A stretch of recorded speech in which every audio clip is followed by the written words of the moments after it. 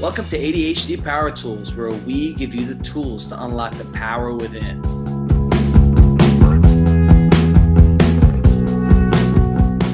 Hello, everybody. Welcome to ADHD Power Tools. Today, I'm very excited to welcome Julia Futo. She is an intern at Different Brains, just like me, and we were excited to talk about ADHD and the power tools that come with ADHD. Go ahead, introduce yourself properly, Julia.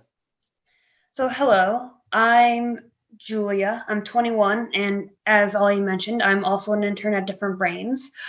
Throughout my life, I've been diagnosed with several different neurodiversities, including ADHD recently, and that is how I was connected with Ollie. I think my biggest passions and interests are journalism, advocating, and helping people find themselves. Awesome. And when did you find out you were diagnosed with ADHD, and how did you find out you were diagnosed with ADHD? So, I want to say in September or October, I needed to take an IQ test for Social Security. And one of the things that popped up was ADHD. But it was, I don't know if I want to say unusual as how it was, because the main thing that was noted was an attention deficit, because I have my processing speed falls within the 8th percentile, which naturally, it takes me time to process everything going around me, including what people say, if they change subject. And also I have my primitive reflexes haven't been integrated, meaning that I frequently feel as though I'm on edge, and that kind of because I'm like that, it's sometimes hard I have to process what's going around me, and interferes with my ability to concentrate sometimes. But actually, interesting enough, my mom, I want to say a few weeks ago, dug through a whole bunch of files that had diagnoses and such. And the first time I got diagnosed was actually, I think, when I was 5 or 8, but it popped up out of nowhere. I was diagnosed by a neurologist who, the first time I was diagnosed, said I only had my main neurodiversities, which is encephalopathy and developmental coordination disorder. And then 3 years later, when I was 8, put ADHD in there somewhere. Mm-hmm.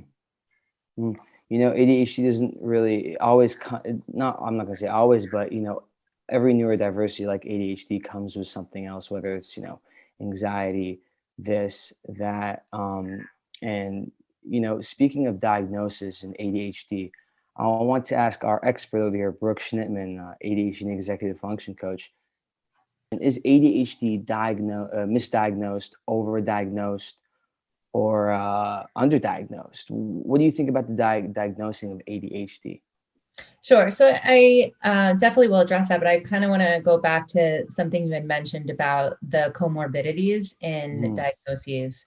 And it is very common that ADHD is comorbid with anxiety, depression, OCD, ODD, and others learning disabilities. It's not always that it comes with something. So 50% of the people who have ADHD also might have a learning disability. But with the underdiagnosis, overdiagnosis, diagnosis, what I would say is it's all of the above. As we learn more and more about ADHD, and the stigma is less and less, I would say that more people understand it and are looking for it and might be diagnosing. And some people still don't understand yet that they have ADHD and might not be knowing where the right support is in order to seek out that diagnosis, or even know that even exists. So I would say it's overdiagnosed, underdiagnosed, and diagnosed. That's my final answer.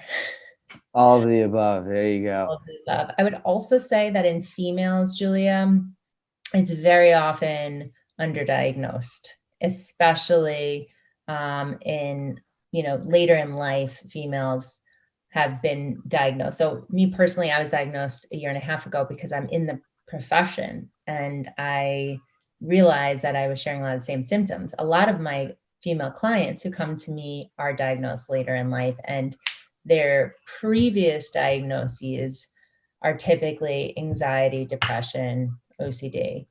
I was curious because with my condition of developmental coordination disorder, it can exist by itself, but it also some of the symptoms do overlap. Some of ADHD and even autism, which I've had a autism diagnosis before too. But the interesting thing is, I read somewhere that 50% of people who have developmental coordination disorder can also have ADHD, but they can, like I said, they can coexist or they can be separate. Yeah. So it's an interesting world. Yeah. And to your point, it could coexist or be separate. And a lot of things can be diagnosed before ADHD.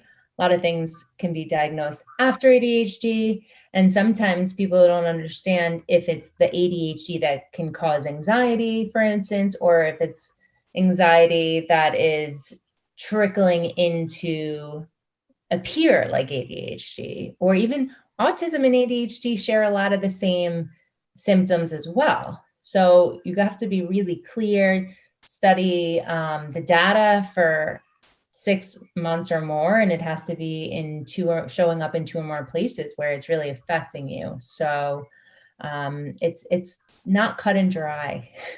Let's put it that way. Mm-hmm. Well, I want to take it back to the females versus males aspect. You know, a really good example is I was diagnosed ADHD at 7 years old, because mainly, honestly, because of my hyperactivity and impulsivity. Obviously, my inattention as well, but my hyperactivity and impulsivity. My younger sister, she's 10 years old, and she just got diagnosed last month. So it's 3 years after I got diagnosed, and it wasn't really noticeable. Like for example, me, you know, I think it was a stat where males are more on the hyperactive and impulsive side, where females are more of the inattentive side. Specific numbers, I don't remember. Correct me if I'm wrong, but it's a good example right there. Yeah. So they used to look at it as ADHD as a childhood disorder. And it was mostly boys who were diagnosed because they exhibited a lot of the hyperactive symptoms. And for females, like you said, it's more the inattentive or combined type where you share some of the symptoms from hyperactive and the inattentive.